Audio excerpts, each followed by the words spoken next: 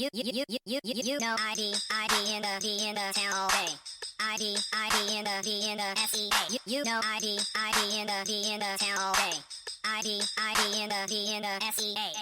Hello and welcome to episode 395 of the fabulous Peltoncast. I'm your co-host Kevin Pelton.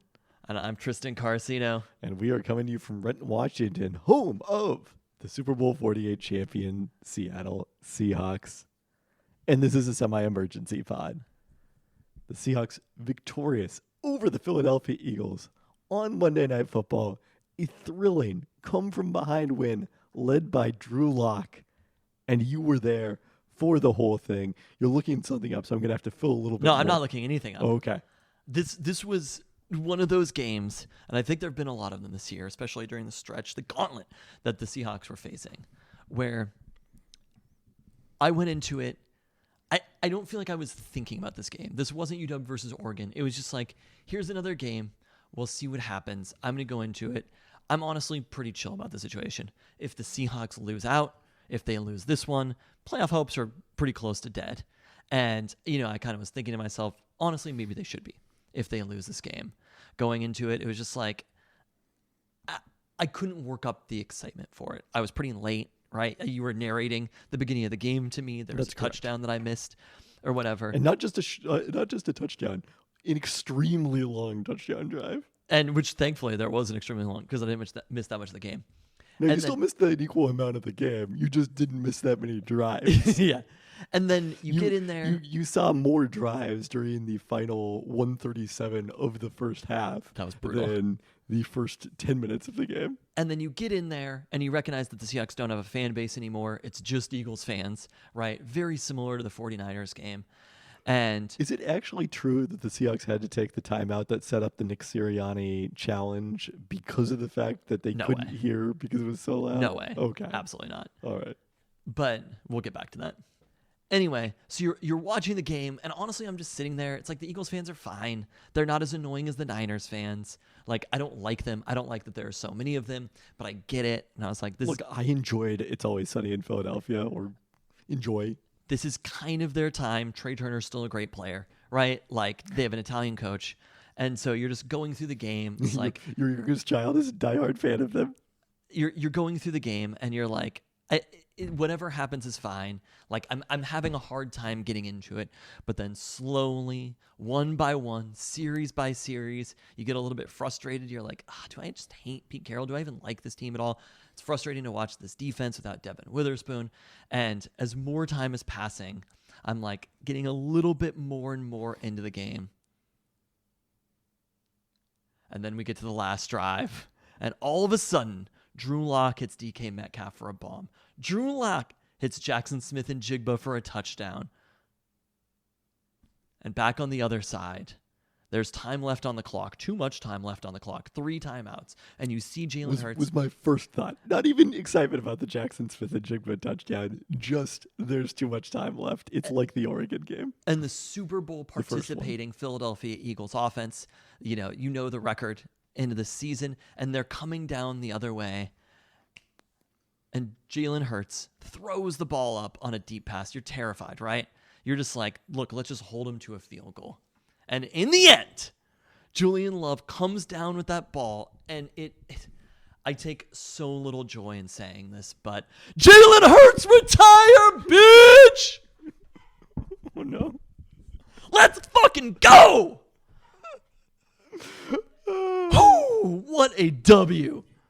What a W that was to win this game in front of all of the city of Philadelphia somehow. They were so sad walking out of there. And I'm like, dog, you're really excited right now. A, you're playing against Drew Lock, dude. B, I know your point differential. Like, this was not an impressive game. Look, the Seahawks played fine. This was a bad game for the Eagles more than it was a good game for the Seahawks. And we called it from the very beginning. Wrong team favored. To quote the wait, what was it again? The Dixie Dynamo. The Dixie Dynamo. Okay, yeah, yeah. Although it wasn't really, the game didn't play out exactly as we were expecting. Especially when we recorded this, we still weren't aware of the shakeup of the Eagles defensive staff that left Matt Patricia as the de facto defensive coordinator. My favorite thing that happened all week is the Eagles, literally there is no situation where the solution is Matt Patricia. That I saw that on Sunday morning. Sean Desai got play calling duties taken away from him, and all of a sudden it's Matt Patricia on play calling duties. And I was like, "Dog, you are 10-3 right now at the moment. How can you be this desperate? Times are tough. We are talking Gonzaga level bad for the Philadelphia Eagles right now. They are 10-4, and you should just start next season right now. Look, there must be more Georgia defenders in the draft." Because they got to find some help. That team is sad right now. They need a quarterback. They need a defense. Still waiting, by the way. I'm looking at my clock running through. Still waiting on Jalen Carter to make a play because I watched that entire game and he did not make a one. Jalen Carter had a really important play in the game, didn't he? Which one? The third down. They're right before that led to the Nick Sirianni review. That was Jalen Carter who had the pressure on that play that came up with the sack. Devin Witherspoon had as many plays on DNP as Jalen Carter had in this game. Okay. I'm sorry. Just going to continue to ignore all facts and figures. Also, did you notice Leonard Williams in today's game? Because I noticed him. Oh, yeah. He did have one sack. Literally, Jalen Carter. Look, a round of applause. Let's give him the Defensive Rookie of the Year for play. You know, like, you have to celebrate play that he made. It's an interior defensive lineman, and 1 sack in a game is an extraordinary That is not accomplishment. Defensive Player of the Year. Was not Defensive Player of the Year. Defensive Rookie of the Year. You felt that in this game, you felt Devin Witherspoon not being out there. Look, the Seahawks it's weird defense. Because I don't know whether the Seahawks defense played a good game or not. They limited the Eagles to 17 points. The yards per play was very low, 4.7. And then you look at EPA. The Eagles actually averaged more with 2 interceptions. Averaged more EPA per play than they have over the course of the season on offense. Their offense is somehow worse than this in other situations. I was telling Chris a during the lot game, of it is their third down prowess. They were, if you count the 1 4th down conversion they had, They're were good 10 on and third and fourth 16 down. when they got to third down. I was like, this is just a really weird offense. Like, it is so different than almost any offense that you see, and they're kind of bad at a lot of stuff. And then you see it, like, the amount of plays that get blown up. Like, the Seahawks defense did a pretty good job of blowing up a lot of the short garbage that they did. But I'm like, I said that to Chris, and literally the very next play was a screen pass to a tight end with a wide receiver trying to block. And I was just like, what are you doing? They did a really nice job on A.J. Brown, who had 5 catches and 10 targets for 56 yards. So 5.6 yards per target. Notably, Reek Woolen benched for nearly the entirety of this game, was out there for a couple of defensive I thought Mike series. Jack was great for what it's worth. It'll be interesting. I haven't seen any Pete Carroll postgame quotes. I suppose I should go looking for them on this decision. In a game like that where a lot of it is being played at the line of scrimmage, Mike Jackson's ability to tackle is more important. Much more physical defender. And there were even some plays, I think it was Devontae Smith, who had a catch for like 9 yards right in front of Mike Jack, but he hit him hard out of bounds. And it was one of those plays where it's like, this defense was hitting a little bit hard. The speed wasn't necessarily there. The speed at the linebacker position isn't there, but the secondary hit a lot more than they have, even with Devin Witherspoon being out. I would be interested to see this defense when you get Spoon and Mike Jack and Trey Brown on the field together. It could be the 3 best corners on the team. I'm not ready to go there yet. I still think, look, when you look at the coverage numbers for Woolen, they're outstanding over the course of the season. But this was a Pete Carroll game through and through. And look, my feelings about Pete Carroll ranged drastically throughout this game. You have the punt to start it, right?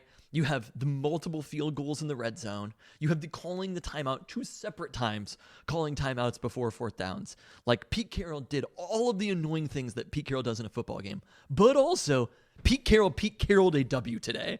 Pete Carroll was playing the type of game, and it was so close to things going horribly wrong. Literally 1 possession, and the Seahawks lose this game. But Pete Carroll managed to Pete Carroll himself a win here. The turnover margin was different. They ran the ball pretty well. Not exceptional, but they ran the ball pretty well, and it was 2 turnovers for the Eagles and 0 for the Seahawks, and it's a W in Seattle. And they did outgain them on a per-play basis, to go back to that point. So, yeah, I mean, ultimately, even though there were long swaths of the game where the offense didn't touch the ball at all because of the fact that, they went I think they ran 9 plays on their first 2 or 3 drives combined, and Philadelphia was possessing the ball so long, but it was still only a 10-0 game, and the Seahawks in the second half managed to move the ball quite effectively. The Drew Lock's EPA for the game was quite good. The possession after the first Julian Love pick was just like, are you kidding me? This is how we're going to go down? Because the Eagles could have ended the game. Oh, very easily. In one series. And it's just like, we're going to go down with 2 Ken Walker runs, more or less in the wide. Like, Ken Walker, in the end, had a good game, but that is the frustrating part of the Ken Walker experience is you have the big plays, and then you also have those plays where it's 2 carries for 5 yards. I mean, that's every running back. What that is the running experience. Yes. The Ken Walker experience is the play where he ran backwards and lost 4 yards. Yes. Yeah, that's was the Ken Walker experience. But also Ken Walker, but considering how well he played overall, he earned himself that one. I agree. But also, if you understand the value of running and passing, we thought that this was a really good Ken Walker game. Pete Carroll talked about after the game about sticking with the run in this one. His EPA was 0. Yeah. Or maybe 0.1. Yeah. You win by passing. And in this game, and that's how they won. They won with Drew Lock passing the ball. And look, Lock played well last week at San Francisco in a game that the Seahawks really never had a chance to win, as we discussed on the pod. This was a different situation where the game was in his hands, and he, with the help of DK Metcalf, coming up with some terrific catches on that final drive and an amazing catch from Jackson Smith and Jigba for the touchdown. Like, Jackson Smith and Jigba has 2 game-winning touchdowns. That's wild. In in kind of like an unassuming rookie season so far. And I would say even underwhelming, perhaps. And yet. Yeah. They still have not fully activated JSN. It's interesting. QBR for Drew Lock and Jalen Hurts was exactly the same, 56.6. And I feel like they did such drastically different ways of getting there. Because Jalen Hurts, it was all running, more or less. Like the Jalen Hurts passing experience, 17 of 31 for 143 yards. Yeah. Like what they did to Jalen Hurts in this game is what this defense, the much maligned by us and everyone defense, is designed to do. Yeah. And they didn't give up the big play. There really weren't even. They took the shot on the play, right, to Quez Watkins, right, where they threw it up that Julian Love picked off. And then literally their 2 deepest passes, I think, were picked off of the game. That sounds right, yeah. So if that's what you're doing, I mean, you have to give Julian Love a lot of credit. But like A.J. Brown and Devontae Smith both having 5 catches for 50 yards, and then Dallas Goedert at 4 for 30, like they just did nothing through the air in this game. I mean, we talked going in that basically, Goddard had been somewhat more effective, that basically all of their success was to A.J. Brown and Devontae Smith. And the Seahawks managing to keep those guys in check, therefore, by definition, pretty much means you've kept the Eagles' passing attack in check. When I was talking about the offense just being a weird offense, I was like, they're weird, and I feel like they lull you to sleep, and then they hit you with the deep ball. I think that's what they're hoping for, yeah. I mean, they never just literally as the Quez Watkins pass, that was ultimately the only one where they kind of tried to do that, and that ended up not working. But there's just so much running for a few yards. Yeah, those were his 2 attempts of longer than 30 yards. There was also both picked. Also a deep pass to DeAndre Swift. I don't remember that one. I can't say. I think that might have been thrown out of bounds. That would make more sense. Yeah, I think that's what that was. It was like could that be intentional grounding? His longest completion in this game or error completion was 17 yards. So, yeah. I mean, I think you have to give the Seahawks defense credit in this game, and their secondary in particular credit in this game. And unfortunately for many out there, because again, the experience wasn't great overall. And if you talk about it, one drive going differently, and maybe even, I guess the last 2, if that Eagles drive, they come down, kick a field goal, I'm like, this game needs to be over. If this game goes to overtime, I am not liking our odds. So in that setting, the Eagles offense seems well designed to handle. They're really, and I don't like doing this after the Seahawks just had a huge win against them. They're just not that good of a team.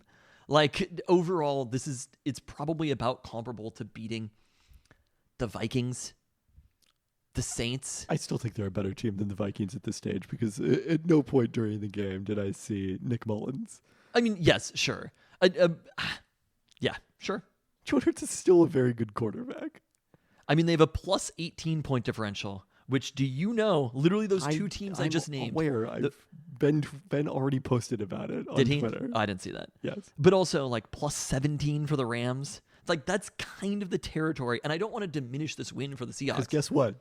They lost at home by like 30 points to the Rams.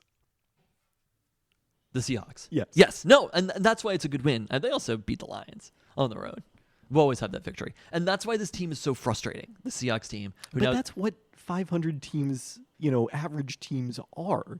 Like, people will always say, oh, I can't believe how frustrating this team is. Well, yeah, that's the definition of a mediocre team. Is sometimes you randomly play a really good game and you beat a good team, and sometimes you randomly play a bad game and you lose to a bad team. That's not exactly what they're frustrating for, though, is that the difference between them being not a lock necessarily, but basically a virtual lock for the playoffs was one Jason Myers field goal.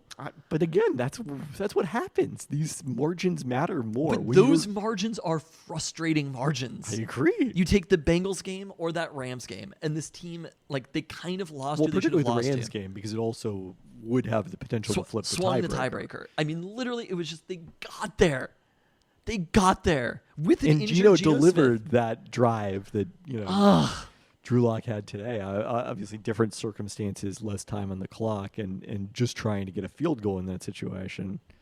But, I mean, ultimately, the Seahawks are minus 35, if you want to talk about point differential. The only thing that is also frustrating about this is this weekend across the NFL, a lot of parity, some good outcomes for the Seahawks. And do you want to know what happened like Moses? That's the sound of the seas parting for the San Francisco 49ers. Oh, no. Because there just are not competitors for the Niners in the NFC in the way that you look at how the Cowboys were destroyed by the Bills, right? Like, that was kind of it what we're hanging our hat on. And the things are looking very good for the 49ers. It is December 18th. Super Bowls are not won in December or whatever, in the same way that you cannot win a game in the first quarter. Super Bowls are not won in December. A lot can happen until then, but it is looking right now like the seas are parting for the Niners to win the NFC. That's fine. That's great, actually, because, like, long-term, winning at a big level is more costly to your team. Yeah. So it's not like the Seahawks are going to win the Nick Saban couldn't be recruiting because he was out there winning national championships. It's not like it's 2013 and only one of the Seahawks or the 49ers can get the 1 seed and the other team is going to get stuck with the 5 seed. The Seahawks aren't in that conversation at all. We can't even, like, the 49ers, they're on a totally different level. We need to be thinking about the LA Rams, the Vikings, the New Orleans Saints, or Tampa Bay, whoever is out of that morass, and these are the teams that you're worried about. I agree. And the Atlanta Falcons and Green Bay Packers suffering crucial losses this weekend. Every game is a must-win game. You know, we talk about the Seahawks playing in the playoffs. We talk about the Pac-12 Conference Championship was a de facto playoff game. These are all de facto playoff games. You're playing maybe Will Levis in the playoffs next weekend. You're playing Mason Rudolph in the playoffs the weekend after that. Like, that is what the Seahawks are doing. I don't know if I even want to say it. You know that the most Seahawksy scenario here is would be to lose to the Cardinals. And they win the next two. Everybody starts counting them into the playoffs, and then they lose to the Cardinals at home. It's on the road. Oh, okay, no, then they got a great chance of winning it. There we go. That's true. Anyway, it was so fun. Have we talked enough about Julian Love here? Oh, Julian Love. You know, the Beatles once said, "All you need is love." And it turned out that was advice for how to build your safety room. Yeah. There was one person who was I think they really missed Devin Witherspoon in this game. I really genuinely think that they did. And there's something about his physicality and his speed that, like, some of those DeAndre Swift runs, I don't think that they're gaining more yards in the passes if Spoon is out there, but I do think the run game is a little bit more stout. Like, there were some plays where you looked at the people who were chasing down Jalen Hurts, DeAndre Swift, and it was like, damn, Spoon would have been there. That was actually the play that was more scary to me. You mentioned, when Hurts throws deep in the pass that got picked off by Julian Love. It was the play before when he was running around for like an hour, and it was like, really, none of these offensive linemen have crossed the line of scrimmage in this period of time. Held. Nobody's held anyone. Yeah. How is this possible? but thankfully there was no one open. No, Leonard Williams also playing a very good game. Like, you could see what the Seahawks see in Leonard Williams. I think they are going to try very hard to bring him back. The issue with Leonard Williams wasn't Leonard Williams. The issue with Leonard Williams was, A, they weren't who they thought they were, and B, even if they were who they thought they were, a second-round pick is too much to give up for just about any non-edge defensive for the player. right to pay Leonard Williams. Yeah. But, like, whether it's a comp pick or not, if they get any sort of, inside track to re-signing Leonard Williams, seems happy here, maybe it'll make it a little bit better. But, like, literally, we can't have a conversation about bad trades and Jamal Adams still being on the team. Like, it just... Literally, there was not a moment where I thought to myself, well, Jamal Adams would have been helpful in that situation.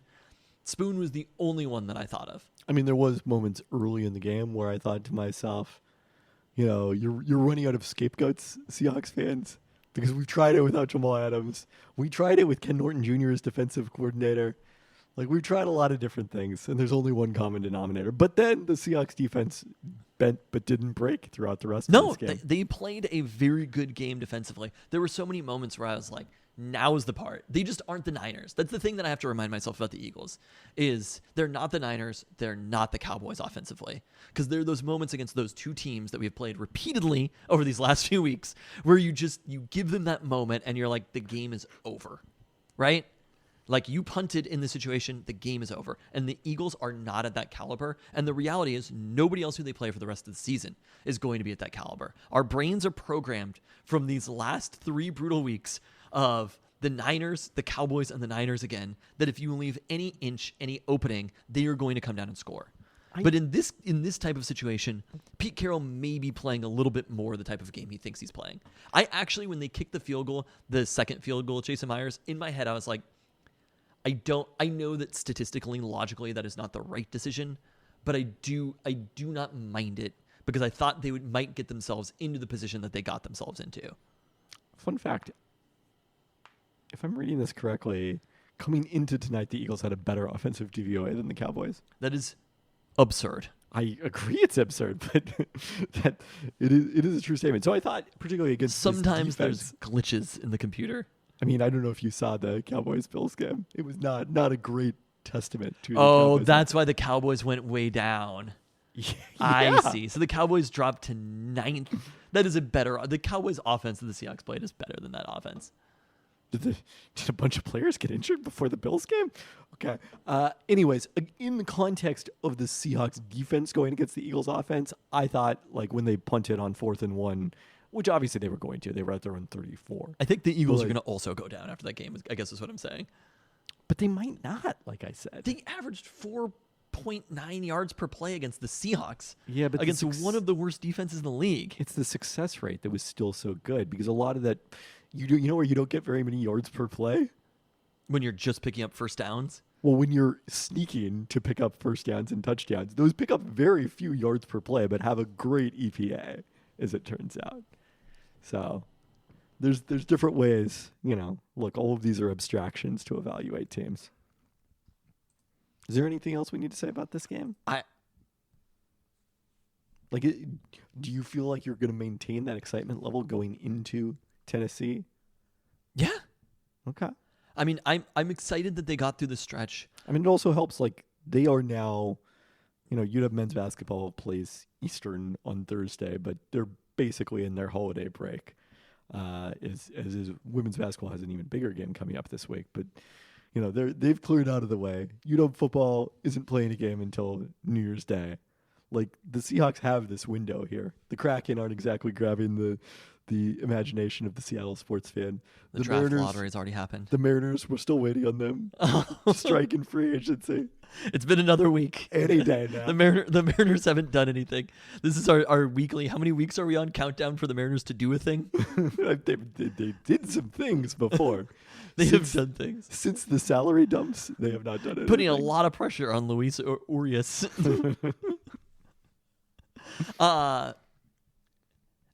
If there used to be 538, you could click on each game and be like, your playoff Times odds. does this. They do. They still do it. Yeah. Okay. So can you do that for me right now? Of if course. the Seahawks win out, what their playoff odds would be? Because I assume that they're pretty high. I also think that they are pretty high. And I think this was it. We talked about that the Seahawks needed to win a game during this stretch. So they're at 45% overall. Right now. Okay, but that understands the schedule and who they're playing. Yeah, that's based on the average outcome. Yeah, it's greater than 99% to make the playoffs if they win out. Okay, so they are a virtual lock if they win out. Yes. A I think virtual enough of the true other lock teams play each other. Wow. In the wild card hunt play each other that some of them have to lose. So, I mean, we'll see it's game by game, but I think there should be excitement around the Seahawks. It's funny. Again, what is the Peltoncast golden rule? You don't know how you're going to feel about things until they happen. You don't know how you're going to feel about things until they happen, and we are here in this moment. And all of a sudden, the Seahawks are exciting again. It literally took one drive. That's why this is the way it is, and that's why sports are fun and frustrating, because there's one drive, Drew Lock to DK Metcalf, Drew Lock to Jackson Smith-Njigba, Drew Lock not throwing an interception on that series, and all of a sudden, boom, the Seahawks are in a pretty solid, they have a pretty solid window to make the playoffs, and that's all that we can ask for right now. And I will also say, outside of the Niners, every other team in the NFC looks beatable. I still don't feel good about the Seahawks' chances against the Cowboys, but we know that they can keep it competitive against them. Every other team is beatable. So if the Seahawks go 2-1 in their remaining 3 games, the New York Times upshot predictor has them somewhere between 2/3 and 3/4 to make the playoffs. Wow. Apparently, the Titans is a better game to lose than at home to the Steelers. Why that is the case, I don't know. But obviously, the Cardinals game is the one you want to lose of that trio the least because it would affect your division conference record NFC for tiebreakers. Record. Well, so no, I'm way more in because again, I didn't know how I'd feel until it happened. It happened, and it felt fucking great because when you see 20,000 Eagles fans leave upset, finally for once, we can send a large fan base home upset, and I hope that that's something I can tell you what's going to happen on New Year's Eve. There's going to be a large fan base for another team from Pennsylvania, and I hope that we can do that again because that is the sweetest thing when people come into your house and think that they could push you around and they get Drew locked against reigning MVP? No, Mahomes won the MVP. Against at various times MVP favorite Jalen Hurts, who went 17 of 31 for 143 yards or whatever. It was a sweet win, and you have to give Pete Carroll credit for it. All right, we'll come back to the Titans at the end of the pod. I think the Seahawks are getting the hammer this week. All it took was one win. That's what I'm saying. Husky's not playing. It has been a really annoying time period, right? When we saw this on the schedule, we didn't know we were like we'll be able to get through that. We won't be frustrated with the Seahawks. I think I was pretty confident at that point. At the very least, you knew that the Seahawks had to store up wins like a squirrel preparing for the winter. And that's why it was frustrating. But also, they played, I don't know where the Niners rank historically in DVOA right now. I assume it's good. Third historically. The whole time. They played that team 2 of the last 3 weeks. Of course it sucks being a Seahawks fan. Right? Yeah. No, you're not wrong. How many of the last handful of weeks have the Seahawks played a team that was number 1 or 2 in DVOA and was historically great? It's never going to be fun to play those teams. In 2013, it was fun to play those teams. But I agree with your take. Well, in 2013, we couldn't play those teams because we were those teams. But you could have DVOA bowls. We should also say, hey, good for Drew Lock.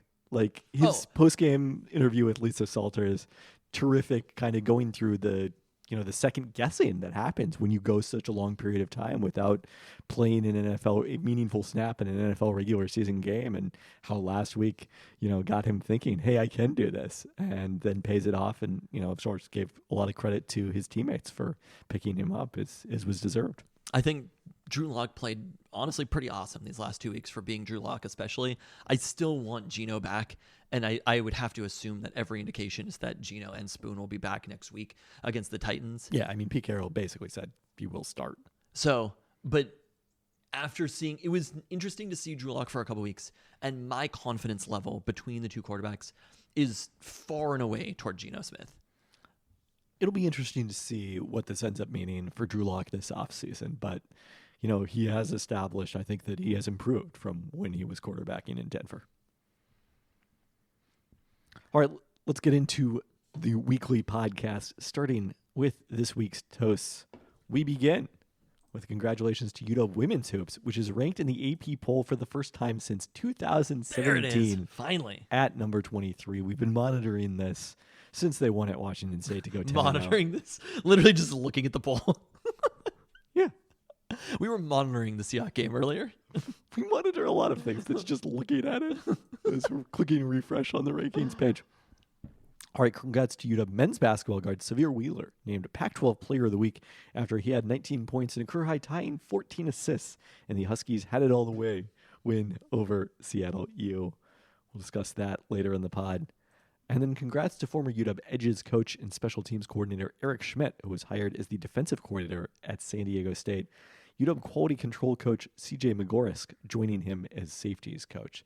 So kind of interesting that these, by all accounts, are going to be the only promotions from this UW staff. Like, the hiring cycle just kind of came and went, and Ryan Grubb is still the Huskies offensive coordinator. Yeah, are there jobs that are still out there for Ryan Grubb? Not jobs that he would take, presumably. Really? Yeah.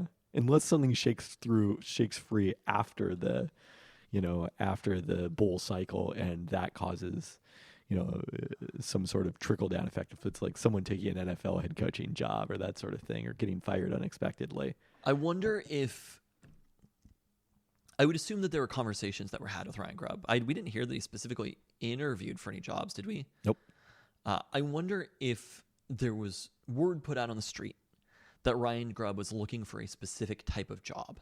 And I think that there might have been programs in a certain tier who thought that they were the type of tier for Ryan Grubb, but ultimately were not. And so, we've seen this with coordinators at large programs, not UW-sized programs, but we've seen this with coordinators at large programs, that it's basically like you're going to take one of the 25 best jobs in the country or not. Because you're getting paid well here at UW. It's a cushy situation. He obviously knows Kalen DeBoer very well. Like, I think UW obviously wanted him to be there through the transition to the Big Ten. And I think is obviously doing whatever they can to maintain Ryan Grubb as their offensive coordinator. But if the right opportunity didn't present itself and he's like, I can do this shit and wait for it to happen, if he's viewing it as basically like your levels of long-term success as a coach depend on this decision. Yeah. That waiting out this decision, and look, who knows what could happen? Like, maybe the entire the game can pass Ryan Grubb by. Maybe I think that the chance to be the coach at mid-tier Power 5 conferences will be there in a couple of years. But if things keep going well, the chance to be the coach at one of the 20 best programs in the country will also be there in a few years. And there are these two trajectories for your career. And if you can wait on one of those, the trajectory for your career, the money, the resources, everything about it is radically different. So that there could be more to him not taking a job this offseason than just no one offering. Right. I mean, I do feel like Michael Penix Jr. is going to the NFL. Roma Odunze is surely going with him. Like, to me, I would think this is probably the time to cash in on my stock. But if the right opportunity isn't there, the right opportunity isn't there. The other situation that we are monitoring, Jeff Tedford not coaching the bowl game for Fresno State due to health concerns that previously caused him to step away when Kalen DeBoer was hired as his replacement before Tedford returned to the sidelines as DeBoer's replacement at Fresno State. What was the situation that Kalen DeBoer and Ryan Grubb took over, though? A really good one, yeah. No, I'm saying at UW, what was the situation that they took over? You're saying Michael Penix is leaving, Roma Odunze. Like, at the same time, like, Roma Odunze was a good player. Roma Odunze wasn't Roma Odunze until Ryan Grubb and Kalen DeBoer got there. Does that make sense? But there was like a lot of talent there that had been underutilized. I think it was a really ripe situation for a coach. There's still after Roma Odunze, like when Katie was asking me yesterday who the wide receivers are next year, and it's like, we don't know for sure, but seems like Jalen McMillan's coming back. Probably. There's Jeremy Bernard. Yep. Giles Jackson. Yep. Like, redshirted. There is a lot of Denzel receiver talent still on this roster. I'm not saying that they're all of a sudden going to be the John Donovan era offense. I'm saying Michael Penix Jr. finished second in the Heisman voting. There's a lot of room to go down from there. Sure. Yes, there is. So. But I think We'll talk about this when we talk about Will Rogers, because it's more of a Will Rogers conversation than it is. It sort of is. Will Rogers never met an offensive coordinator he didn't like. Mariners saying farewell to backup catcher Tom Murphy, who signed a 2-year, $8 million deal with the Giants that includes a third year at $250,000 team buyout, according to my ESPN colleague Jeff Passan. We talked about him a few weeks ago. That's a great deal for Murph. Yeah. How productive he was last season, hadn't been as productive in more extended playing time in 2021 when Cal Raleigh took over as the starting catcher and just had a tough time staying healthy. Which kind of limited his market, but a pretty good deal for a backup catcher at that stage of his career, and not something the Mariners probably were willing to pay given their financial constraints. One thing we did learn some more about the Seattle Times, some additional reporting that in addition to the Comcast move to put the Root Sports in the premium tier, also this season with Warner Brothers Discovery exiting the RSN market, the Mariners are going to be responsible for producing their own broadcasts, as well as potentially Kraken broadcasts. The Blazers, I believe, produce their own broadcasts. So they weren't doing that beforehand. Yeah. This was in partnership with Warner, who also owned a minority share in Root Sports, with the Mariners owning the controlling share.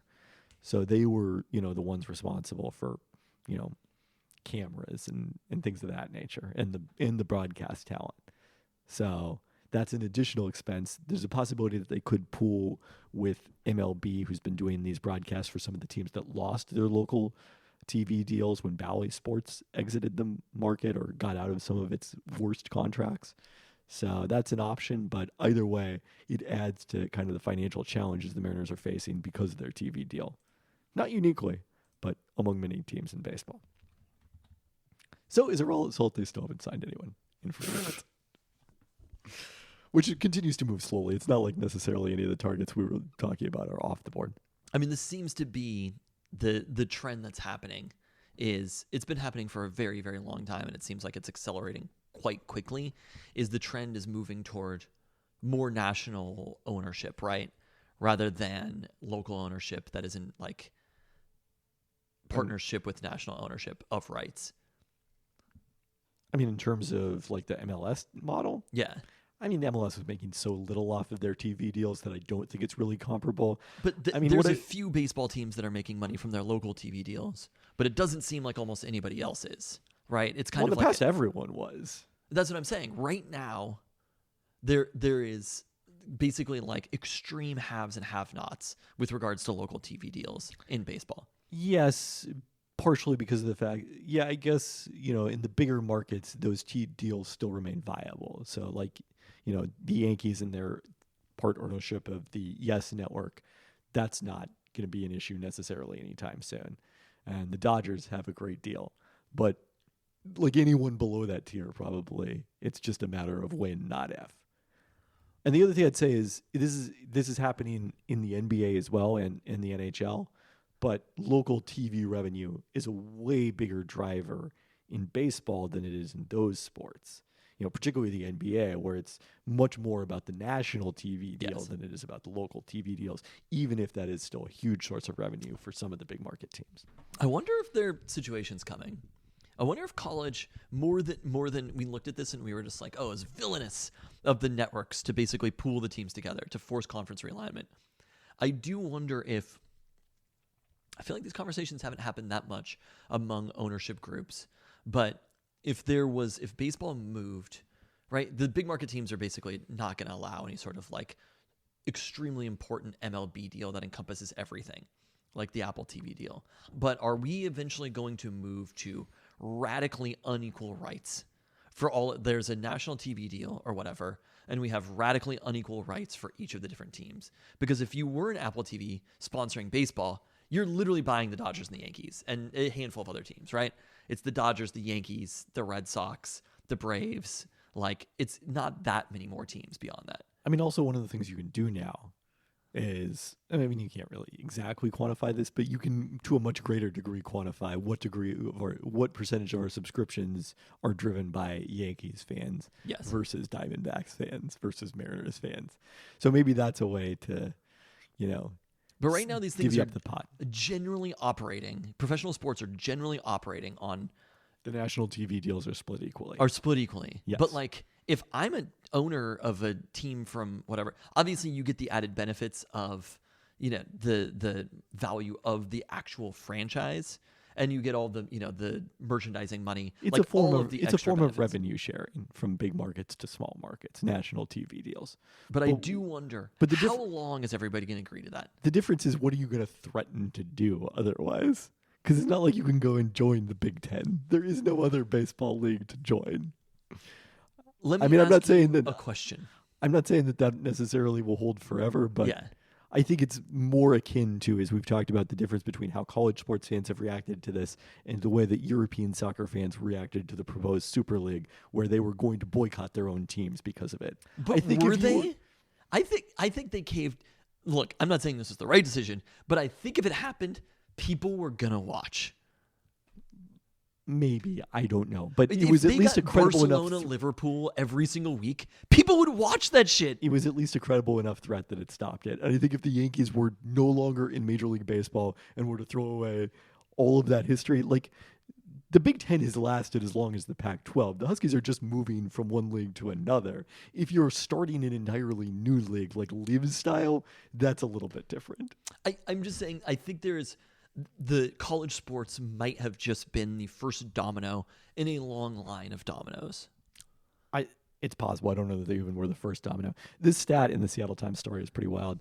According to this, in the decades since the Mariners took controlling interest of Root Sports, Comcast subscriptions have fallen from 3.4 million in 2013 to roughly 1.2 million now. Holy shit. Yeah, even knowing the situation, that magnitude shocked me. But that's Comcast overall. In the Seattle area, yeah. That's in the Seattle area. Yeah. Okay. Not nationally. I guess that would be so few people. Yeah. Yeah. Also, why would it be relevant to Root Sports? That's what I'm saying. Okay. Yeah, no, that's a significant margin. Yeah. There's a reason these things are happening. All right. Well, speaking of the Seattle Kraken, they exploded for 7 goals in a blowout of the Blackhawks on Thursday before losing a shootout to LA 3-2 on the final game of their homestand. On Monday night, they got the tying goal from Ilya Tolvanen in the final 30 seconds of the third period at Dallas, but then lost 4-3 in overtime. Still got a point from that one. Kraken now headed to Southern California to face the Kings and Ducks before having 3 days off over Christmas.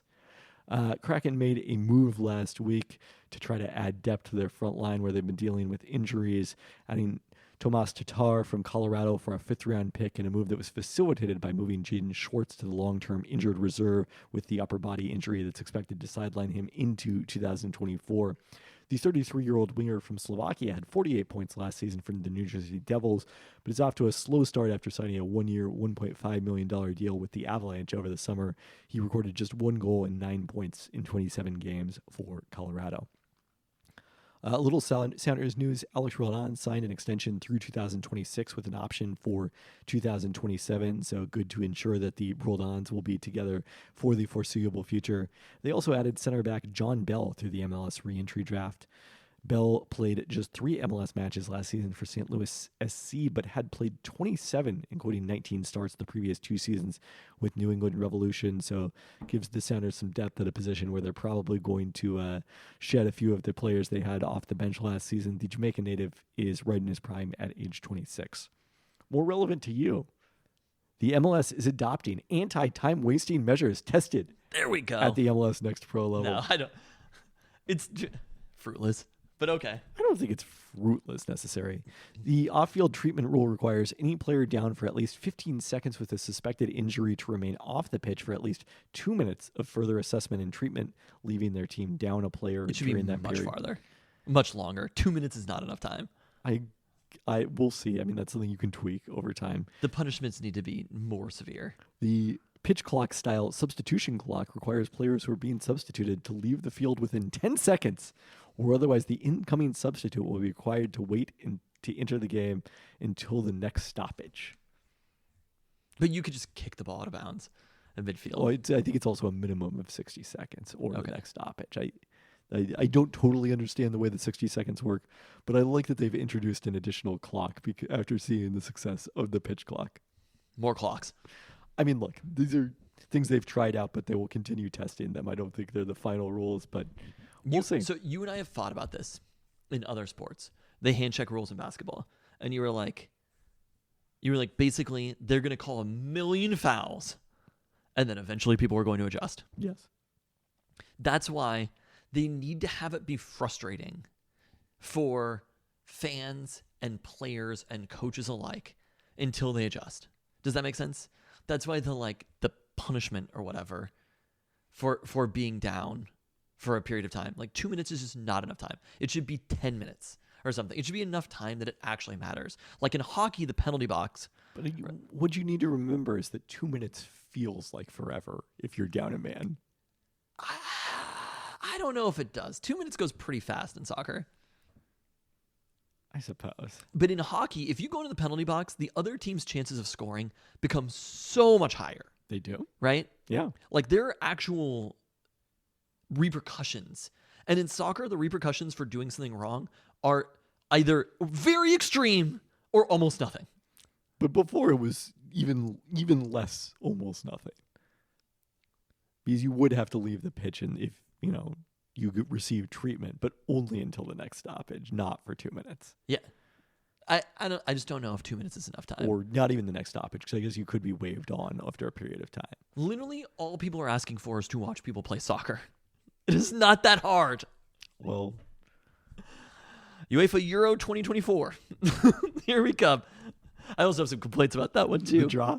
No, the draws. The draw. We can only blame ourselves for the draw. But the thing that I have to complain about is we only got to be champions, the best team in Europe, for 3 years instead of 4 like everybody else. Well, okay. This is offensive.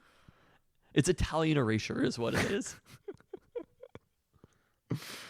Well, only had to be out of the Olympics for 3 years. And Big Dom's off the sidelines. Eagles are 0-3 since then. That's actually a very important point. They probably would have won that game had he not been ejected. They probably would have stopped the Niners from scoring 7 straight touchdowns after that. Big Dom was helping him out. Maybe Big Dom is stealing signs. All right, OL Reign saw the first 2 picks of last Friday's NWSL expansion draft. Both come from their roster. Bay FC took defender Alyssa Melanson, and then the Utah Royals took forward Elise Bennett. Both were depth pieces for the Reign last year, with Bennett starting 7 matches among 22 total played and scoring a pair of goals. So a bit of a loss there, but the Reign didn't protect her after Melanson was taken because they felt like they needed to protect an extra defender. I don't know why the term depth pieces sounds so funny to me. It sounds like a fashionable German person or whatever. These are but depth pieces to me. I have no need for them. That's how they describe Julian Green. That's really what it is. I have 1,000,000 depth pieces like Julian Green. Please have them. Picks 1 and 2.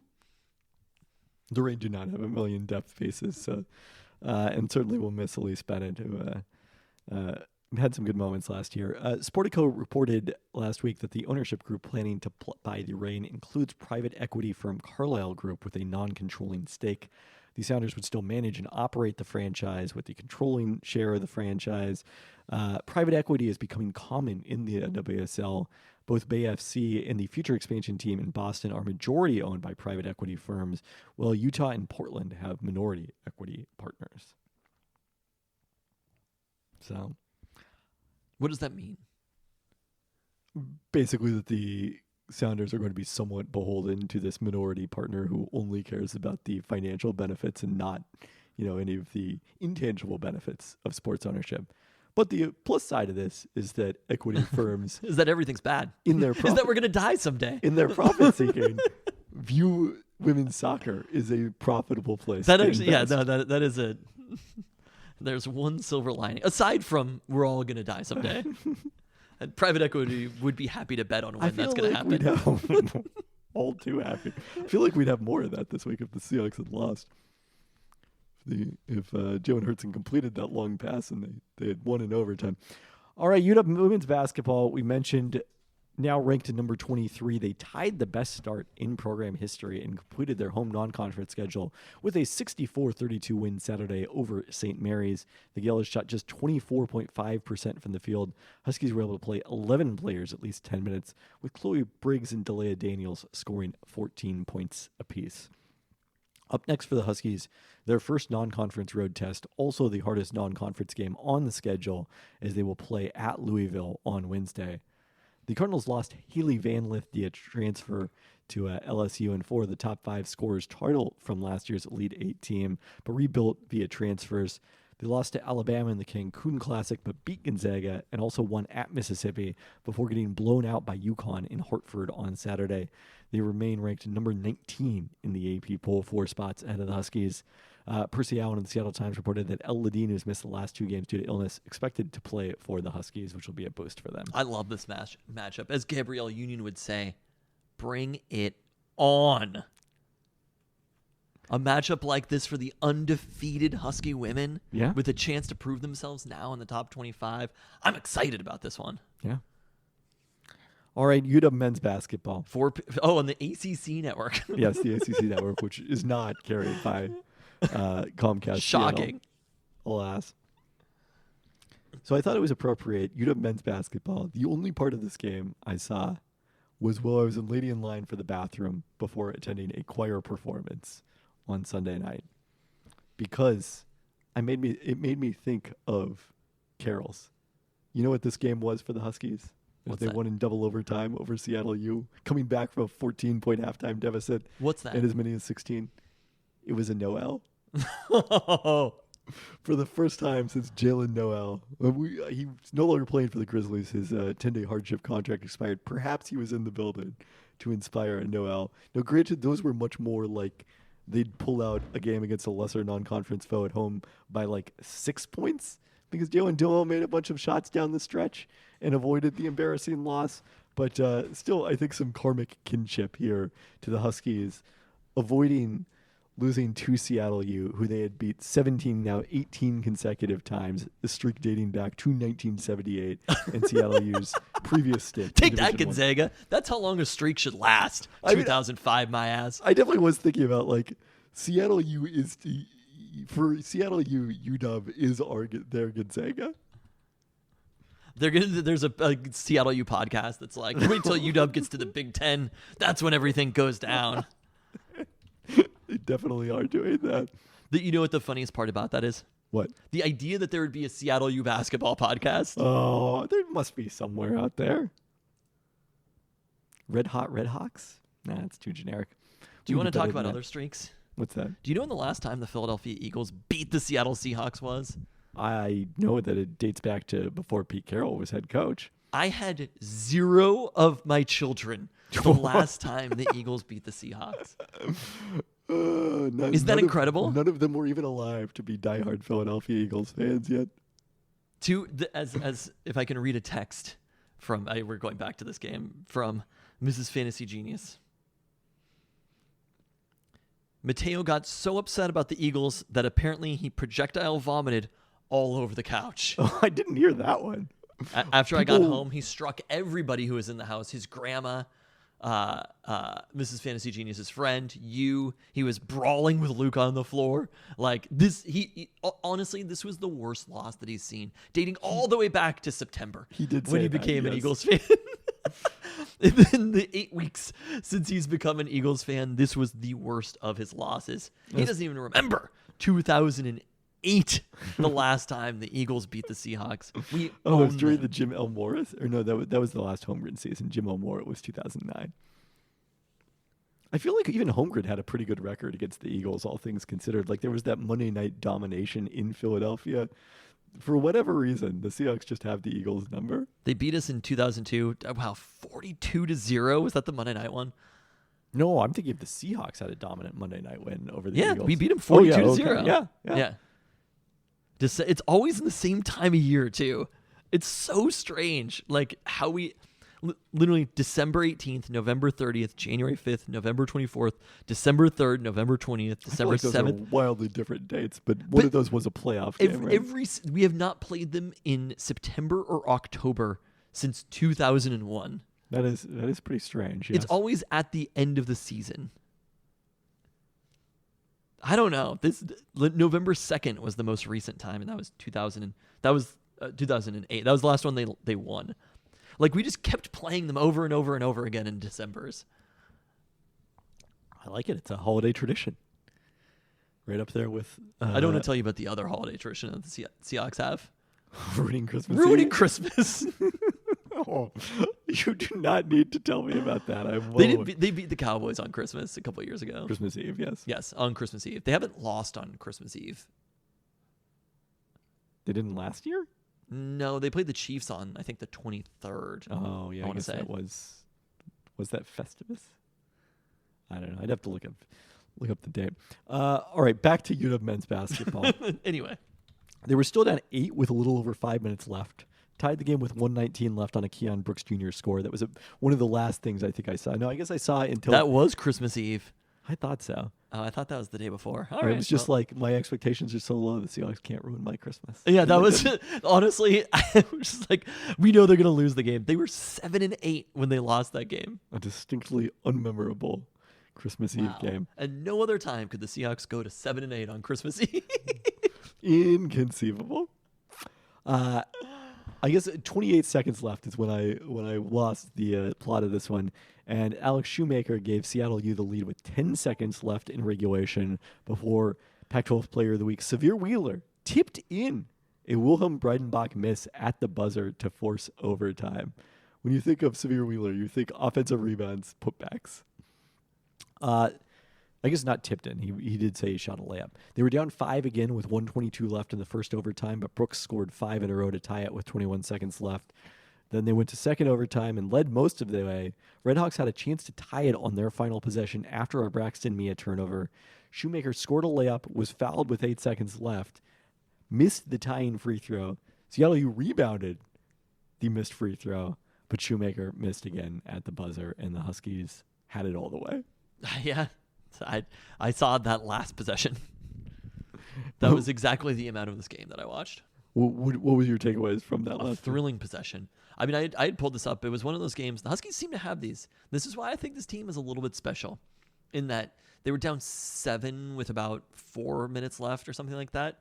And similar to their comeback against San Diego State, where all of a sudden you're just like, this game's over. They're not coming back. I know this Husky team. I mean, it's different because San Diego State's a really good team. But this is still a pretty good Seattle U team. Like, this isn't a... What did Ken Palm have for the game? He only had them as a few-point favorites, right? Yeah, I mean, they basically did not move in the rankings despite playing such a close game. So... Yeah, I don't... The prediction was Huskies by 4. So I don't think this was a bad win for it to be that close, especially with Kepnong injured. But also Ken Palm was treating it as a full home court game for Seattle U, which we know is not really the case here. Still, all things considered, I think this was fine. And I do think this Husky By the team way, has a you know little who bit of had the resilience. most fans at Climate Pledge Arena this weekend? It wasn't the Huskies. And it wasn't. Oh, I know who had the most fans Was the Seattle at U. Climate Pledge Arena. Can we toast? I don't need to toast to Should I this. pour one out? To the dreams of the Gonzaga Bulldogs Boy, in 2023 for being dashed. I have a ended. long enough memory that I can remember back to when Tristan talked about how good Gonzaga was on this podcast last week. Look, good or bad, I'm happy either way when they lose. You know who looked really good? That was a beautiful thing. I was driving. I was stuck in traffic. This is an even worse thing. Honestly, if you want to take being around other people, here's your ranking of 3 worst situations you can be in life.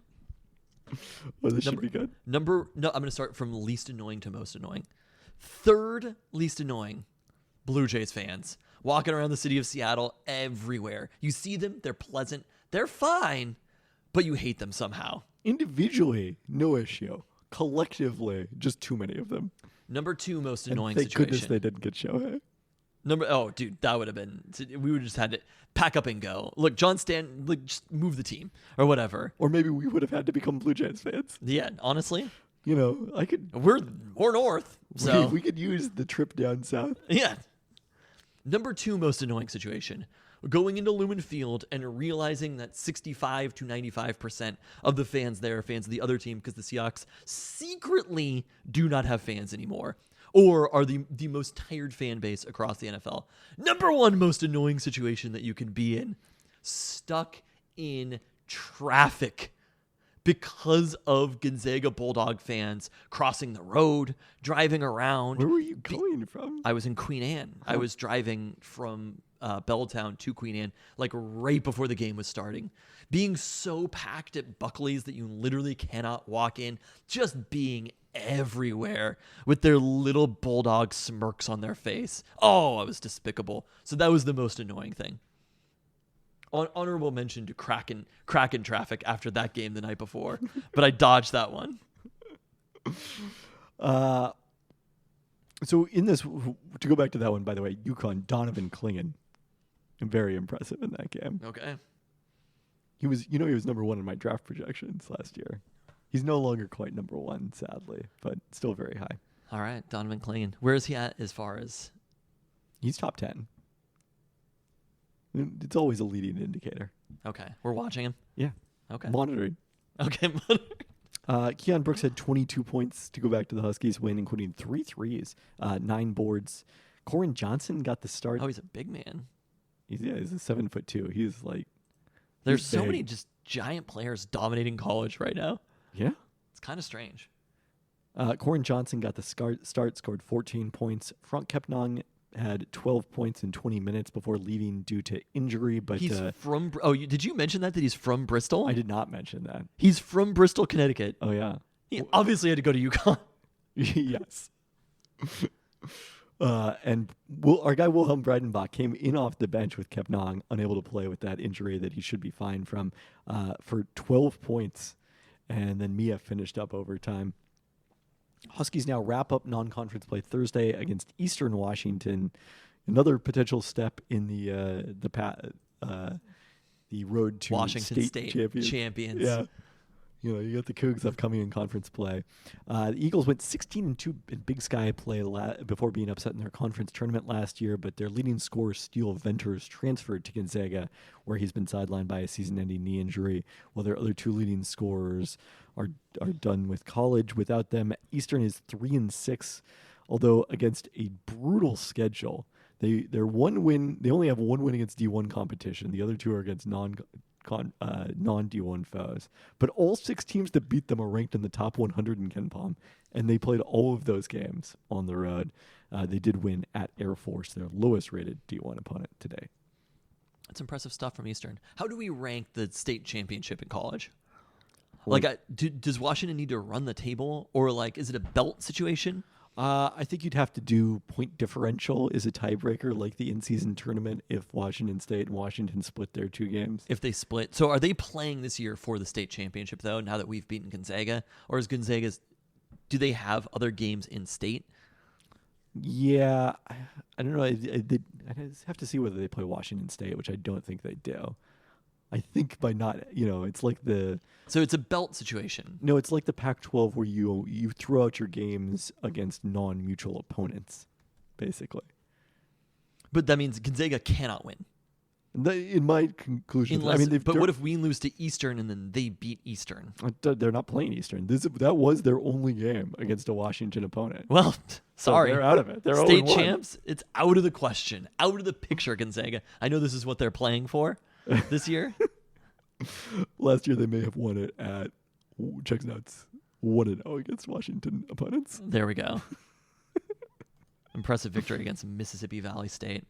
Really tough ones coming up there for you, Gonzaga. But it's just, it's really important for them to get back into conference play and just, get San Francisco again. San Francisco's good. They beat Seattle U. The University of the Pacific and the Portland Pilots and Pepperdine. You really want to hunker down and get into that part of the schedule for Gonzaga. I mean, they're hosting San Diego State. That's a legit game. Is it? Yeah. They play Kentucky. They do play Kentucky. That's probably a more legit game, yes. Especially they're going to Kentucky on that one. So they just want to get back to the meat of the season, though, and play Santa Clara. All right, let's talk about UW football's transfer additions. Most notably, Mississippi State quarterback Will Rogers, as reported by my ESPN colleague Pete Thamel. Rogers was a 4-year starter, the first 3 under the late Mike Leach, and second in SEC career passing yards. Although, as is often the case with Leach QBs, that doesn't really tell an accurate story of his effectiveness. He completed 71% of his passes under Leach in the air raid, but for just 6.5 yards per attempt, weaker than any Leach QB out Washington State. Now, the positive is, of course, he was doing this against SEC defenses, not Pac-12 defenses. His QBR under Leach was 69, which would have ranked 6th in the Pac-12 last year, just ahead of Cameron Ward, which is kind of interesting, as Cameron Ward is like the belle of the ball in the transfer portal right now. Do you because he's basically the last good quarterback who hasn't committed? Yeah. I mean, I don't think he, if we're drafting them, he's not going ahead of certainly Dylan Gabriel and probably Duke Leonard? Riley Leonard. Duke Leonard. I don't know where I got that name from. Probably because he played at Duke. Played at Duke, yes. That would make sense. He had an air raid background in high school, and so last year was his first time in a pro-style system under new offensive coordinator Kevin Barbay. His completion percentage dropped to 60%, and his yards per attempt barely improved to 6.9. He was also sacked on 6% of dropbacks, up from 4.5% previously. But the good news is Mississippi State's offense was way worse, with veteran backup Mike Wright replacing him in blowout losses to Auburn and Kentucky. He completed 51% of his passes in the 2 games he started for 4.5 yards per attempt. So it's possible the Mississippi State offense was just really bad last year. Yeah.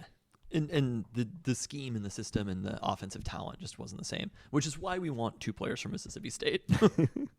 I mean, it may have been a case of trying to fit square pegs into round holes, but it's not like the entire offense. That was taking the entire offense from an air raid and putting it into, as opposed to individual players. Yes. I mean, I personally am excited about bringing in Will Rogers as a veteran quarterback who has years starting under his belt, and as somebody who, Kalen DeBoer, we've seen him do this. We weren't talking about Jake Haener before Kalen DeBoer got a hold of Jake Haener. I mean, I think actually very notably we did talk about Jake Haener. There was a whole emergency podcast where we talked a lot about Jake Haener. Mm-hmm. It was not positive. That's true. It's not his fault. But definitely was not Jake Browning's fault, because Jake Browning did nothing wrong and continues to do nothing wrong, including doing the Seahawks a huge favor in the wild card race by beating the Vikings in OT on Saturday. Did nothing wrong, isn't doing anything wrong, will not do anything wrong. Jake Browning revenge game on Saturday. I love him just showing a little bit of personality too. I feel like Jake Browning hasn't gotten that many opportunities to do that. The personality for Jake Browning up to that had been being vaccinated. The storyline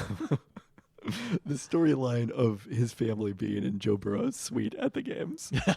Showed them multiple times. But Will Rogers, as an experienced quarterback coming in, I just think basically, obviously Kalen DeBoer and Ryan Grubb, this was the quarterback that they wanted. I don't think that they just ended up at the place of exactly where UW fell within the transfer quarterbacks. Like, they couldn't have gotten anybody else. They've been rumored with Will Rogers for a long time. I mean, since the moment his name appeared in the transfer portal. I think it was pretty much done. Like, they looked around the country, and I think that they preferred Will Rogers probably over Cam Ward. So, look, there are certain types of quarterbacks for different systems that make more sense. And I think if they're looking at Will Rogers and they're saying this is the type of quarterback, given his experience, some of his accuracy, which is pretty solid so far, that they can mold into a quarterback similar to what they did with Jake Haener, putting him in the NFL, similar to what they did with Michael Penix, getting him to number 2 in the Heisman.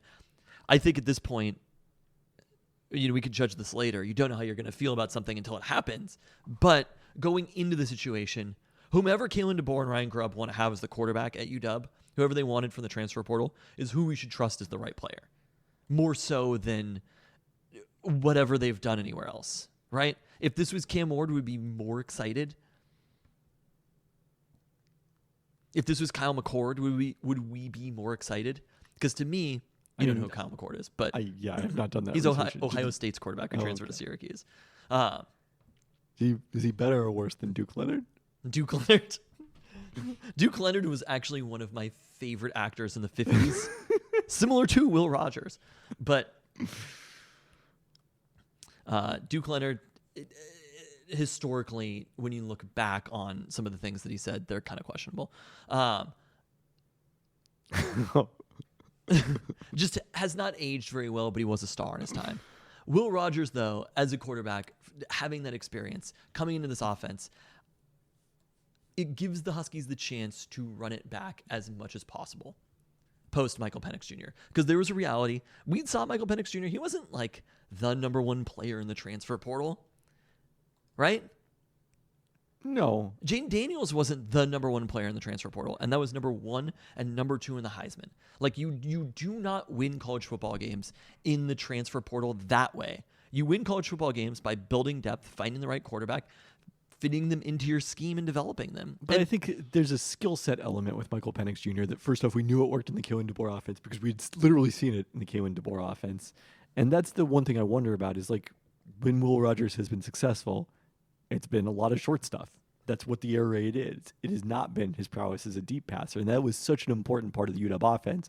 And we saw when they didn't have the deep shots available, suddenly Ryan Grubb's playbook didn't, get receivers open to the same degree when they weren't able to throw the ball deep in weather in the second half of the season.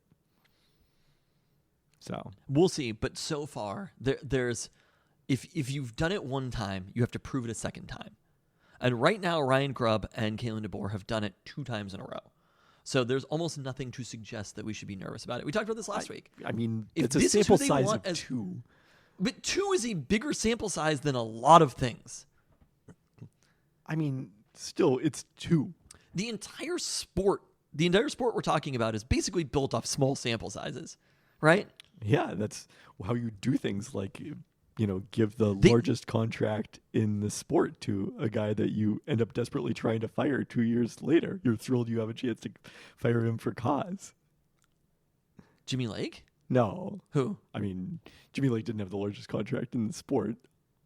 I'm talking about Michigan State. Oh, God. Yeah, I agree.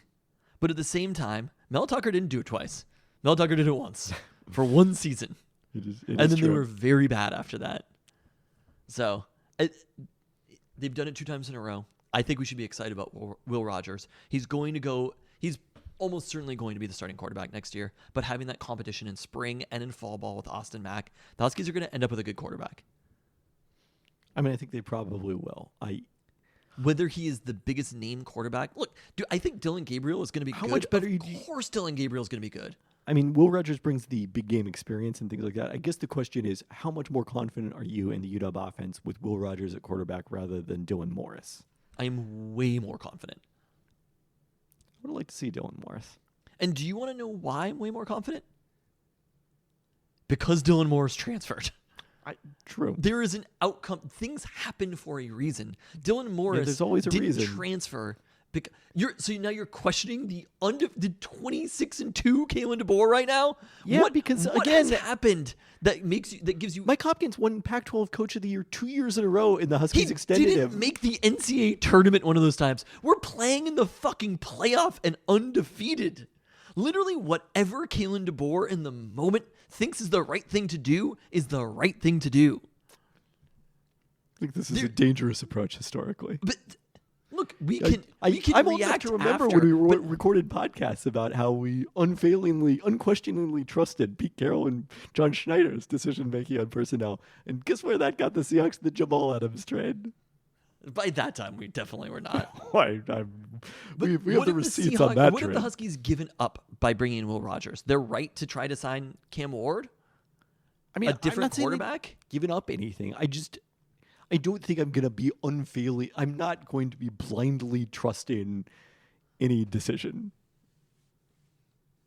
That's what I object to. It is so difficult in college football to judge the difference between scheme and player. Like, we see this going into the NFL. There's part of a reason that there's so many quarterback draft busts in the NFL is because of how difficult it is to separate player from scheme. I agree. And that's why NFL teams who are spending thousands of hours to do this have a hard time figuring that out. Literally the best. But that's why you shouldn't be that confident about any one evaluation. the best. That's the point. The best evidence that we have available to us is Kalen DeBoer's No, the best evidence that we have available to us is the whole sample size of all quarterbacks that have ever existed. But also, you're implying that they chose Will Rogers versus what don't would you know. rather they have done? I'm just saying They needed a fucking quarterback, not and saying they they're went and wrong. got a fucking quarterback. I'm just saying I'm not as confident about the 2024 UW offense as you seem to be. Okay, be less confident. See where that gets you.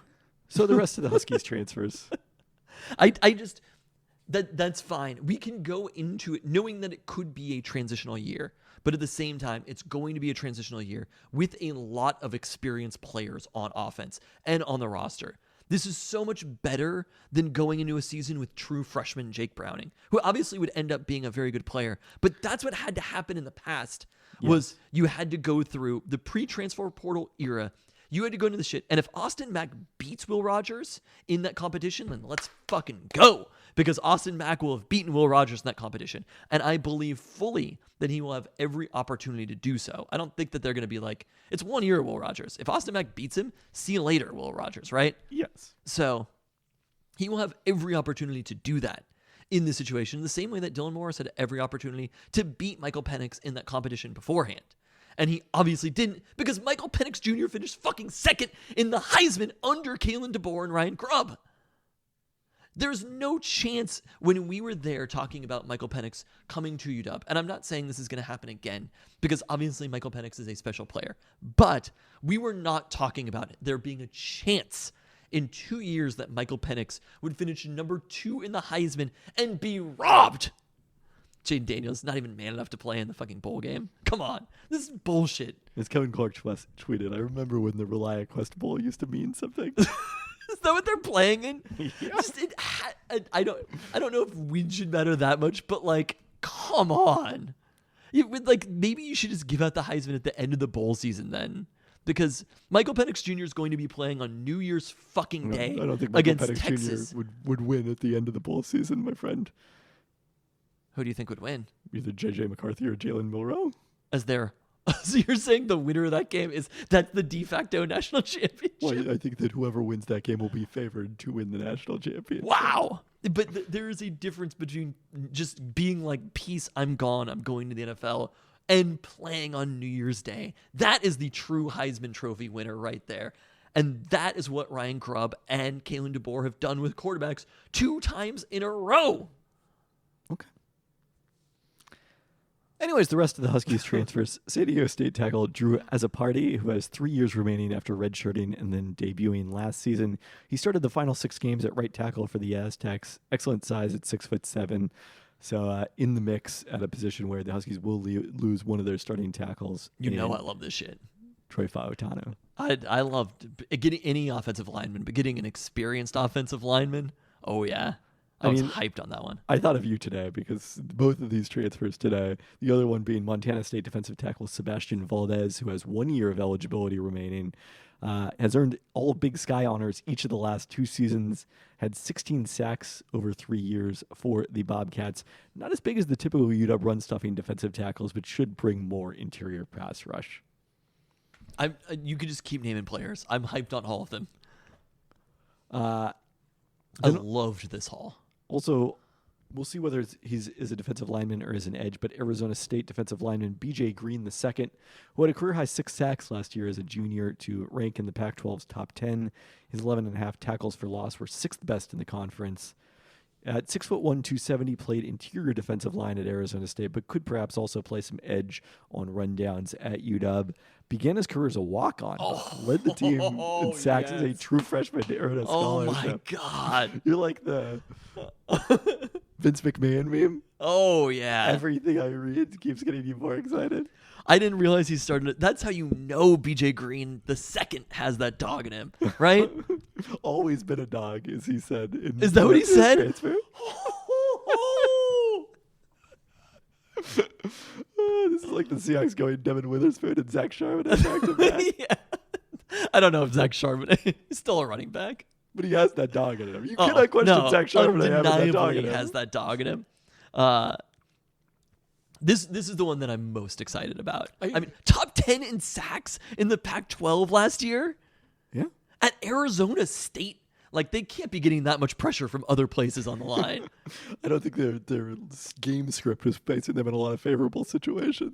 This, like, BJ Green the we'll see. He'll have every chance to come in and really make a difference on this D-line. Yeah, I mean, obviously a spot where the Huskies are losing 2 starters in Braylon Trice and Zion Tupuola-Fatua. You're going to have a lot of players who have been part of the rotation next season. They have good rotation players, but BJ Green and then, the second. Again, he could play interior defensive line. We'll see how they end up using him. Yes. Last transfer for the Huskies, Vanderbilt linebacker Ethan Barr, a team captain each of the last 2 years, played 4 years, moved into the starting lineup as a freshman. Not particularly big tackle numbers for an off-ball linebacker, so I think he probably slots in more as a depth piece behind Alfonso Tuputala. Oh, I did it again. And Carson Brunner. Still adding. Vanderbilt does not have a lot of depth pieces to give away. I'm a little bit. If he's coming from Vanderbilt, my skepticism about that dog being in him is a little bit higher. Mississippi State, we would have been good. There's no doubt about it. Even Will Rogers, right?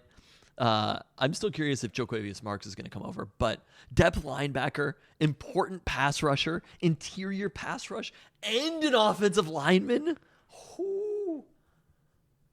It's all you could ask for. I mean, isn't it?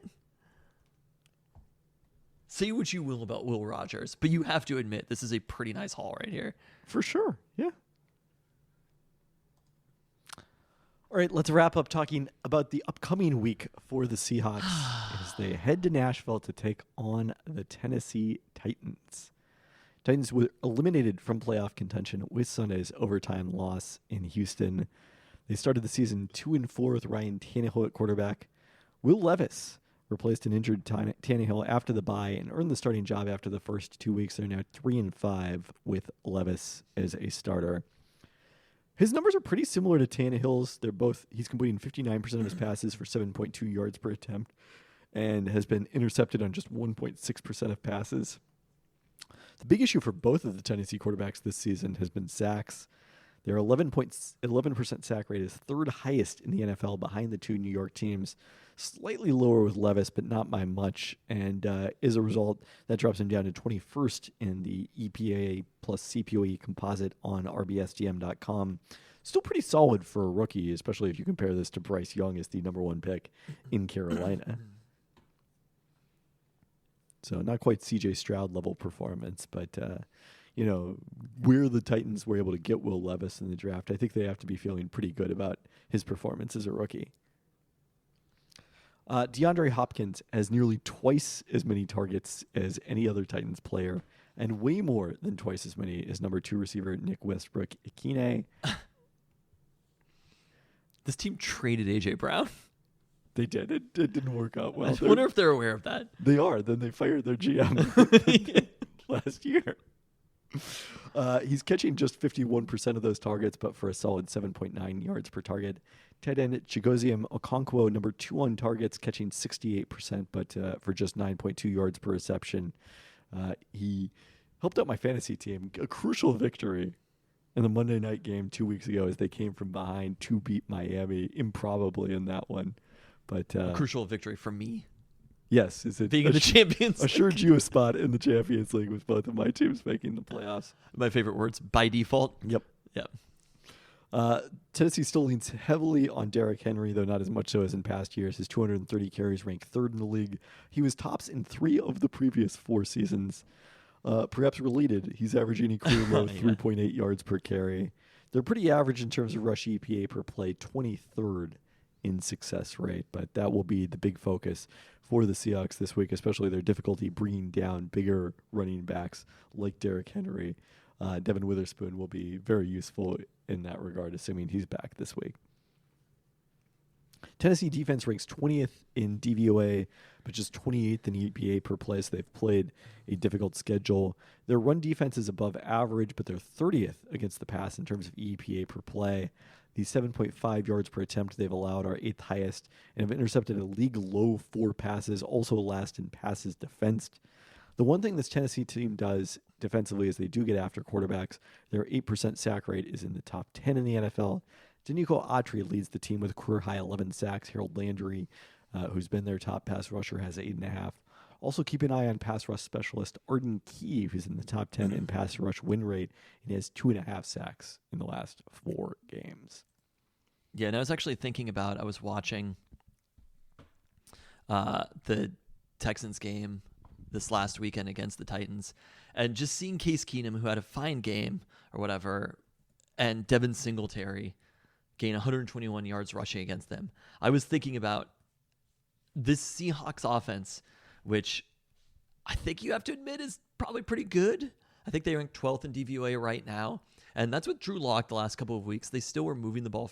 They out yards per played the Eagles with Drew Lock at quarterback. Yeah. And Jalen Hurts, not healthy. Jalen Hurts might have been sick on the other side.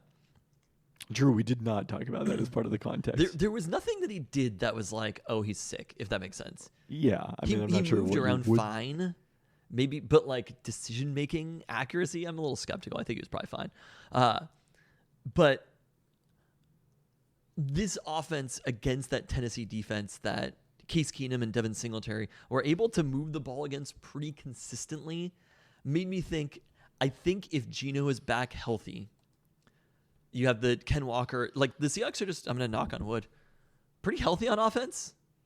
Yeah. They've got the tackles back. Yep. Ken Walker looks good. Charbonnet, if Geno is back, I said they're pretty healthy on offense when they literally started Drew Lock today. But beyond that, the receiving core with JSN now being a bigger part of it. Again, I'm knocking on wood vigorously, but like it's a pretty healthy offense, and seeing them against that Tennessee defense that really wasn't able to do much against Houston was, I think the Seahawks are going to score points in this game, and I think it's going to be really hard for Tennessee to keep up. Tennessee also played last week without Jeff Simmons, their veteran defensive tackle, who's a big part of their interior pass rush. So, You see what Derrick Henry went for against the Texans? Oh, I did. I have Derrick Henry in one of my leagues. So. Oh, did you like that 0.9 you gained? He had 4 receptions for a yard. Oh my God! Like this has to be up there with one of the. Do they still do quick reads? Yeah, I think so. I didn't. Was this up there with the worst performance of the week? He had 16 carries for 9 yards. He had almost as double as many carries as yards as he had. Yeah, no, it was. I saw caught some stat about it on 4 Twitter. passes for a yard. And Levis finished this game, but is now dealing with a high ankle sprain, so it's unclear what his Is it Ryan availability is going to Tannehill be. who they would go back to? You didn't mention Treylon Burks at all as a receiver. Treylon Burks didn't do a lot this season to merit getting mentioned. He is a distant. He is a third at best on their team in targets among wide receivers. So Yikes. yeah, I mean there was some promise shown the back half of last season, but I don't think it is necessarily translated over. And then he's missed some time. He's only played 8 games. So that's a factor in it as well. I mean, yeah, would they start Malik Willis if Levis can't go, or Ryan Tannehill? I mean, Tannehill does seem like the right type of quarterback to beat the Seahawks defense. Oh, I'm way more nervous about this game. Like we can do percentage chances, Will Levis versus anybody else. Yeah. I think obviously it goes Tannehill is the one I'm most afraid of, then Levis, then Malik Willis is pretty distant. But I mean, if Tannehill plays, I think it's like a toss-up game at best. I totally agree. Well, I still think this defense is pretty bad. It's not good. And the motivation also may be a little questionable after they've been eliminated for the playoffs. So Treylon Burks did have 3 catches for 62 yards on Sunday. But just seeing the defense and where they rank and the Seahawks offense, and I mean we saw them against the Cowboys, who have at various times been a good defense, and they move the ball pretty consistently. And they even moved the ball against the Niners, whose defense looks a little questionable. But these last couple of weeks, the Seahawks offense has been far ahead of its defense. And I just don't see how the Titans are going to slow that down. Like, they've been moving pretty consistently. As long as the Seahawks make right decisions, they don't do a bunch of kicking field goals. That would be the thing that would make me nervous, is they keep getting to the red zone, and then they kick field goals, and they don't put the game away, and all of a sudden Tannehill has a drive, and then they win. Like, they need to score touchdowns. They need to go for the occasional 4th down, stuff like that. But if they are moving even at an average level of aggressiveness and touchdown scoring, I still think they beat the Titans in this game. All right, so a couple last-minute updates from Pete Carroll's availability as we were recording this pod. Said that Michael Jackson started over Rick Woolen because they had a competition in practice, and quote, that's how it came out. There we go. Like Sean quoted him as saying, and then that Devin Witherspoon has a legit issue with his hip. He reiterated, it's really deep and really painful. I can't imagine that he won't be able to make it back. That's me wishful thinking. Oh, We need him back out there. So that's probably all we've seen of Devin Witherspoon this season. Devin Witherspoon's leg will be amputated.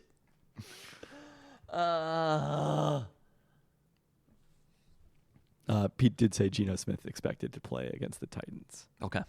So percentage chances of victory. Are we going to do this based on quarterbacks? No, I don't, it's not that big of a deal. Okay. I think it's like 65%. I think it's like 60%. Seahawks 2.5-point favorites on the road here. So this is definitely the sweet spot where the Seahawks could ruin Christmas Eve. Oh yeah, no, definitely a chance. The 10 a.m. start time too. Christmas Eve, 10 a.m. And a CBS game, even though they are the road game, that's no longer the kind of that strict a rule anymore. This would seem eerily familiar to us from last year. If the team they were playing last year didn't eventually win the Super Bowl and have the MVP on their roster, and the Seahawks played kind of good in that game. Yeah. So They acquitted themselves decently. There's just so many situations over the last few years where we've been like, all things considered, the defense didn't play that bad in that one. that is not what happened today, though. This is not an all things considered. They had 2 picks. You're giving me that's an all things considered they didn't play that bad? Philly's offense was still very efficient in terms of EPA on a per play basis. Haven't they been all year? Not really. They've been good. They haven't been great. But that's what this defense is designed to do. Take your 1 yard. I agree that this is what the defense is designed to do. A lot of the times it doesn't work as designed. But Jalen Hurts was 17 of 31. Like, they're quarterbacks who have shredded this defense. We are talking literally we have seen them against Brock Purdy, just unstoppable. Yeah, that's the MVP favorite. I don't know if he's actually the MVP favorite, but he should be. I'm trying to think back.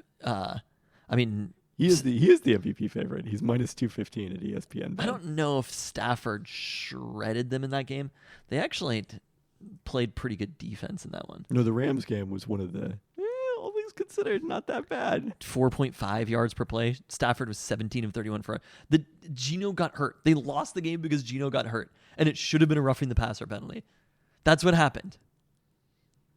Well, and Ken Walker was out.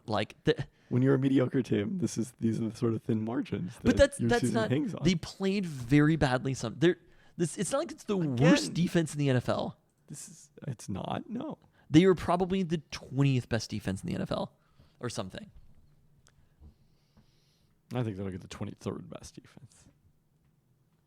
We'll see. I don't know if DVOA is updated. They're at 24 right now. I still think this was a good performance against the Eagles. They picked up Jalen Hurts twice. They held them to not that many yards per play. Like, they shut down those receivers. You should be impressed. Just be impressed with the Seahawks when they do a good thing. Seahawks fans talking themselves into the defense since 2018. I'm just saying, when they do a good thing, be impressed. When they don't. But give them credit today. They won the game. Today, of all days, give them credit. On that note.